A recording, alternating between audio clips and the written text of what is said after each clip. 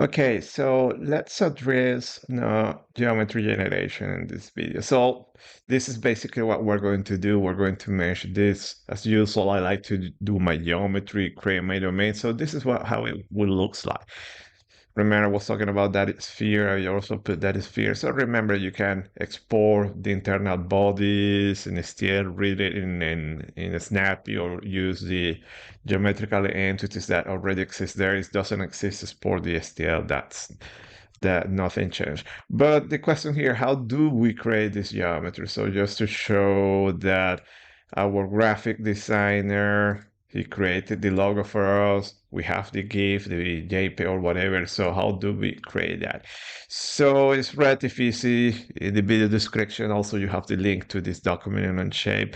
So basically what you can do is import the geometry and then draw on top of that geometry as we have here. So let me show you actually here import and already have the JPEG I imported, and then you just can just put it in your canvas and then just draw on top of that, which pretty much is what I did here. Okay, so see that I created, this is extrusion here. I created the splines, so different splines adapted, connected, and then get the shape. After you have the shape, do the extrusion, whatever, and there you have your body. Okay, so to mention something about this body also, that usually that you have all these sharp angles there. So sometimes it's much better to round things. So here I added some fillet. So probably it might be later when we do the mesh, you will realize that it might be better to use this mesh. Okay, so you might lose something because you are not resolving the perfect sharp angle here, but also don't fool yourself. No, this kind of razor blade sharp angles. No, uh, you don't find that very often in reality. So you can round stuff. So it is up to you. Okay, but you have the geometry there. Then this is how it looks like in 3D, but also if you want, you can do it in 2D. So remember that your STL, the external domain, must intersect here, and then you do your 2D. But let me show you how to import the JPEG. So first, let me create a new document here. So this one, you can come here and see that you have import. Here you can import many stuff, JPEG, other CAT documents, STL files that I have to mention something about that. But in this case, I already have here in CAT imports, I already have the file I will use it. And I actually have two files. I have a PNG and I have an STL file. Okay, so how we use that drawing? So you need to put it here in your canvas or your plane where you want to design. So you create a sketch in the front plane, let's say, and look at this option here. So here you can import drawings or insert image. I have an image, and then you just move your mouse, your cursor, you put it there, and that's it. You have your image, and then you can sketch. By the way, you can just dimension this one. Let me say that this is 1, fit to screen, and there you go. So now you have your reference image, and you just put your splines. Yeah, so recall in the airfoil case that I mentioned that I use feature scripts. Now, when I was talking about geometry, I use feature scripts. Probably if you have an image like this of an airfoil, you can draw on top of that. It might be the easiest way, probably not the proper way now because you already have this CSV, but it is up to you.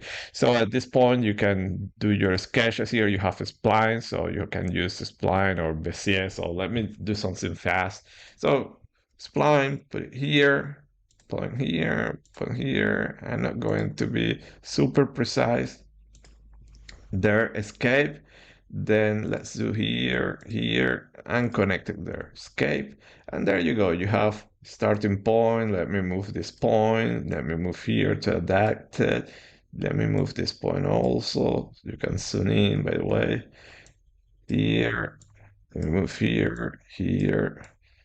And let's say, for instance, let me resolve better the curvature there. So probably you can move the handles or the points, or you can add a new point. So as you go into splines here, add control points, I can add a new control point, escape, and let me reselect spline, which is the one that will let you modify. Okay, now I don't want to add new.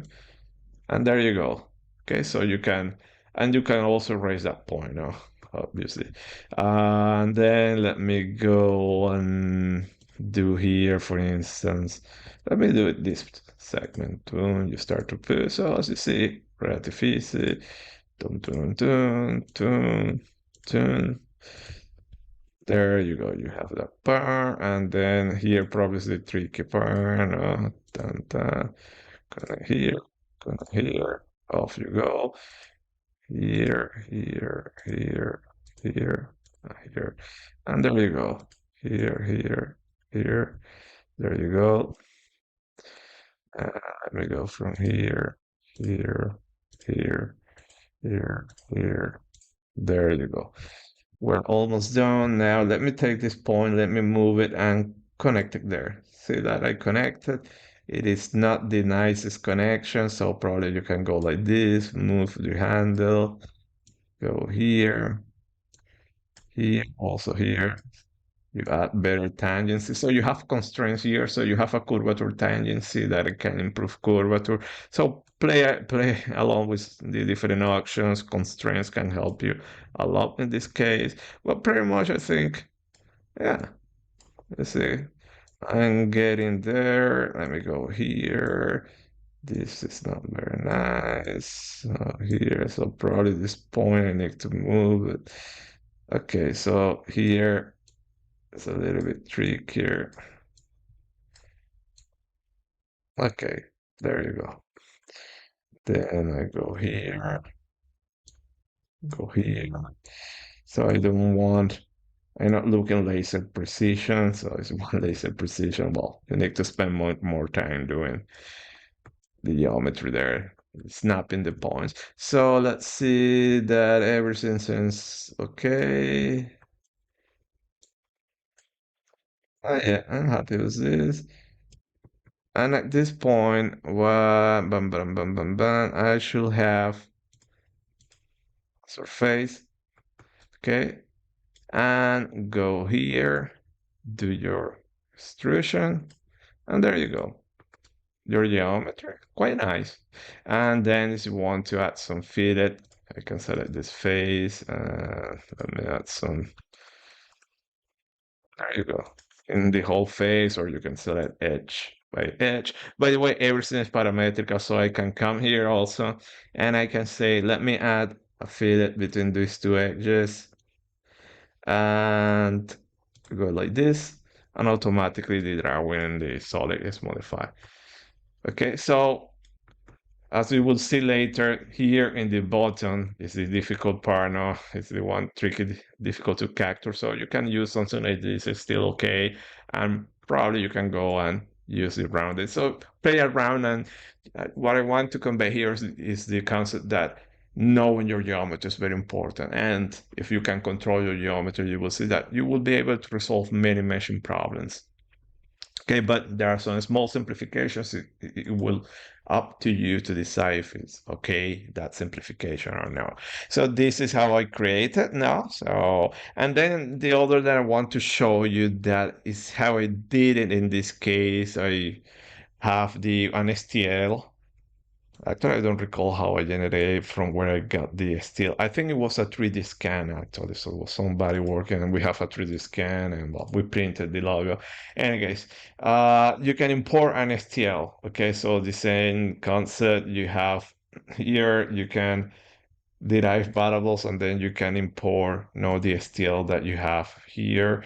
And what the difference here is the same stuff. You need to create a sketch plane, and then in that sketch plane, look at that in STL, you have access to the whole triangulation and vertices. So let me show you, for instance, I need to create support plane. I want to create it in here. Let me select these vertices. And with those three vertices, okay, didn't create it. Okay, let me see here.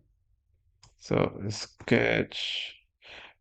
Okay, yeah, the point was, yes, I got it. So I can sketch in this plane. And then what I was doing is projecting the entity. Now, so you go here and you select, and it will project the entity. And now those points will become available. Okay, so if I have here, see that all the points you have it there, and then you can go on and connect in these points. So I hope you get the idea how it works. So here what I did, it was a lot work, getting points and so on. So you get the point that also you can modify the STL. So you can reverse engineering, but sometimes it is a formidable amount of work not to do everything. But this is how I did it, how you can reverse engineering the whole stuff. And let me go to the original state. Okay, I don't want to mess around. So this is it. Okay, we have the our geometry. What we're going to do, we're going to work in 3D. Remember that if you want to do it in 2D, you know what to do, or if you want to use this as geometry or add some rounding to see the effect on the mesh. And also you have here the other cases. And remember, here you have your parts, right click, and always you have the option export, and you can export in whatever format. We're using STL. So that's all for geometry generation. Next video, we're going to mesh this punk here. So thank you for your attention. See you next video. Bye.